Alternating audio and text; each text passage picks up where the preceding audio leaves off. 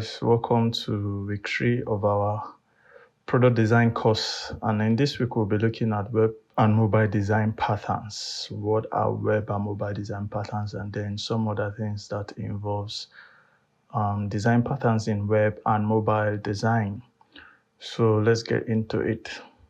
So our objectives is understanding what design patterns are and why they are used. What's the importance of design patterns in product design, and then we'll identify common UI patterns in web and mobile interfaces, and then we'll also apply appropriate patterns to solve common UI problems. So we'll get to understand all of this and then compare the differences in UX approaches between web and mobile design patterns. So we'll be looking at a face-to-face comparison between design patterns in web design and then in mobile design. So let's get into it. So what are design patterns? Design patterns are reusable solutions to common interface problems, like how search bars, login forms, navigation tabs, etc. are usually placed and designed. So these design patterns are common elements that you see have a consistent behavior in different design platforms, in different web applications or website or mobile applications also. So these are just common solutions that have been put together to solve a particular problem in design. We'll be looking at some of them, but just understand that why these things are a pattern is because they maintain a form of consistency irrespective of the website. You go to Apple website, you go to Facebook website, you go to Airbnb, any website you go to, there's a particular pattern that they maintain. So one of the reasons why we need to learn this and understand is because we are also going to be designing for these platforms. We are going to be designing for web, and we're also going to be designing for mobile. So if we jump these steps, if we miss it here now, we would have issues in our designs. Remember, we are laying the foundations for us as beginners in product design. These are just the foundations that we need as a product designer to be able to become solid and to grow in our respective field. Let's not take this lightly. Let's try to make sure we understand these principles so that we will apply them by the time we start designing in Figma and then we start doing our project. All of these are going to have a play in our own practical project and in the real world scenario. All of these are going to have a play. So let's see some common web UI patterns. So we're going to be looking both for web and then for mobile. But let's take them one at a time.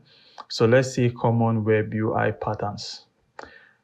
Number one is navigation bar. These are things that we are conversant and familiar with. You do not necessarily need to be a product designer, a web designer to really understand or to have come across a navigation bar. A layman has come across navigation bar. As a matter of fact, some laymen actually know what a navigation bar is and it functions, but then we are going to be looking at it in the light of design pattern. Navigation bar is one form of design pattern you see in web design. We have them in mobile design also, but we're looking at navigation web design patterns in web design. So navigation bar is one of them. And the area I marked with my green marker there is what we call navigation bar. Navigation bar use cases helps to organize sections in web applications or in websites. Because there are so many information the clients or the owner of this site, this product would really want to put out there. But then you can't put everything on a single page. There are some sites that are loaded with so many informations that if you put them on a single page, your visitors will have to scroll till infinity to really consume all of those informations.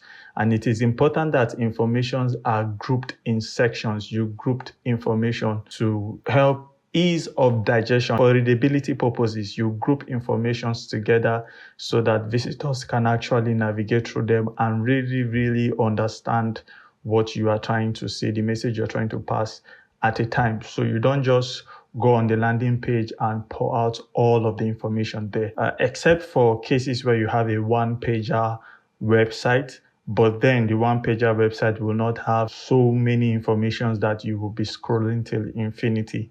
It will just be concise and brief, straight to the point informations. So navigation bar help to organize the main sections. So that's one design pattern that you would see in web applications. You need to know this because you would also be designing navigation bar as a product designer. As a matter of fact, the designer of this website is a product designer, and then he had to implement this design pattern. He didn't skip it because if you check the navigation bar, you understand, or you will notice that the explore navigation there has like an underline marker. It has an underline marker. That's just an indication. By the time we go further to Figma and then we start our practicals, we would understand all of these navigations better, and I will explore it, and then how to even identify the active page and all of that, and other pages that are not active. So, but then the explore tab or the explore section is the active section. That's why you have an underline marker under the explore there, you see. But then if you go to find jobs, you will not see anything under find jobs, hire freelancers, career resources. All are alike. What I mean by alike is they are inactive. They don't have any underline marker. So it just gives you a sense of understanding that the explore that has an underline marker is the active. And that's why you have so many informations. You see here, you have all of these cards displaying people's portfolio and project. Now, this is one of the design pattern in web navigation. Now, if you go to find jobs, now imagine the designer of this platform or this website wants to put all of these informations, the information you see in this explore, where you can explore that people's work. And then he also put find jobs in this same page. He put hire freelancers in this same page. Those informations will be clashing and it will cause a lot of chaos. So just understand that navigation bar is used for organizing sections. That's one of the main key role of a navigation bar. And it is a design pattern that you see everywhere. If you go to another site, you would see this navigation bar. Now, the navigation bar might come in different styles, yeah? So on this site we are using as a case study, you notice the navigation bar is by the left. We also have some few buttons by the right and the search bar at the middle. You might go to another site and then they have their navigation at the middle. It doesn't change the function of the navigation bar. It is still to organize sections. So irrespective of the position or the form or the style the designer intends to use for his navigation bar, it serves the same purpose to organize main sections. So it does not defeat it. The consistency is still there. If you check 100 websites, the 100 websites will have their navigation, irrespective of the position, irrespective of the color, the styling, they are all navigation bar. So this is one design pattern you would see that is consistent in web design. The second design pattern is the hero section. Now, we must have been very familiar with hero section, and some of us might not really know the terminology, why it is called the hero section. But then hero section are a design pattern that you find on every website. Once you visit the website, the first interface or the first element you meet at the time of the first visit, www.framer.com, you launch and then it loads and launches that site for you. The first thing you get to see is called the hero section. And if you check, the use case of the hero section is for key marketing messages. Key marketing messages. That's the main function of the hero section because it is the first thing you see. So the designer will try to be as creative as possible to sell and to market that product or whatever is going on the website at the hero section, because it is the first impression of the visitors. So no matter how you have a lot of good things, if you check furthermore in the website or other sections of the website, and you don't try to convince your visitors at the hero section, you will lose them. There are some visitors that will just visit, they see the hero section and they just feel somehow reluctant to proceed, and then you lose them.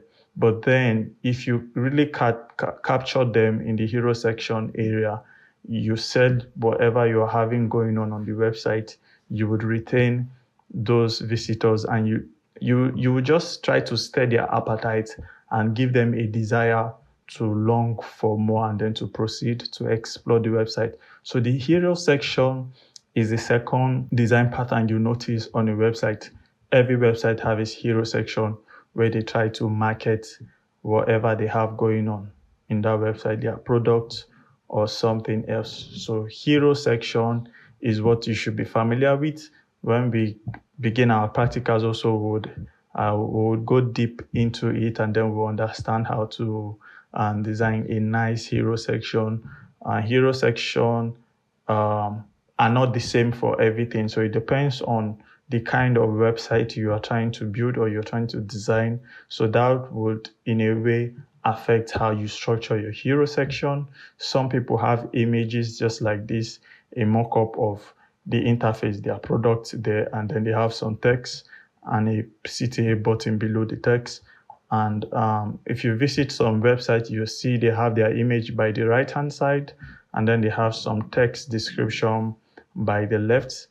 And then some, if you visit the hero section, you don't even see an image, you just see a very captivating text there that will give you appetite to proceed. So hero sections are another design pattern that are common with web interfaces. So the third we'll be looking at are card layouts. Card layouts are a common design patterns. Several websites uses card layouts. The use case is to present related content. So you see the card layout mostly comes in sections. If you are navigating through a section of a website, you would see probably at the middle sections or the middle part of the website, you will see a section that has a card layout. And then that card layout, it could be anything. It could be testimonial. Some designers like to use card layout for their testimonial, and then they'll put each testimonial in a card format, and then it would have like a scroll animation or anything. You could use card layouts for anything, but then it just gives you a sense of related content. It gives you a sense of these items that are grouped in this way have relation one with another. So that's one design pattern you will see that is common. I bet you just try to visit as many sites as possible as you can and then observe their use of card layout. So let's proceed. The fourth design pattern you get to see on a website are forms and input fields. Most of us are familiar with this, maybe not as designers, but even though as visitors to other websites, we must have come across form. You visit a website and then you check, most commonly they contact us, and then you see a form and you see a lot of input in that form. The form is the whole of the section put together. So you see my green marker outlined what we call a form. And the use case of a form is to collect data. So this case study site we are looking at, their form is on their contact, and then the data they want to collect is your name, your email address, and about your project. So it's a platform that probably design website or come up with design product or build products for people. So if you want to contact them, they want to know your name, they want to get to know your email address, and then give them a little detail about your project that you want them to work on. So these are use cases. You see this most times, because of course, if somebody visits your website and your content are beautiful, he's interested and he wants to reach you. So how does that person reach you? You need to, one way or the other, present a form of contact, a medium which that person can reach you. And that medium is what we call a form. And in that form, you now have input what you really need from that person while he's reaching you. Sometimes you see some forms that are like schedule an appointment. So the person could even insert the time they are available for a call so that you can now get back to them and reach them. So these are one element you see, one design pattern you see across several platforms. So whether just like the navigation bar, whether you decide to place your form at the middle of the page, whether you decide to put it at the bottom, whether you decide to put it at the right, it does not defeat the purpose that it is a form. And it also does not defeat the purpose that it is meant to collect data. So this is a design pattern that we would come across as we continue in this line of product design.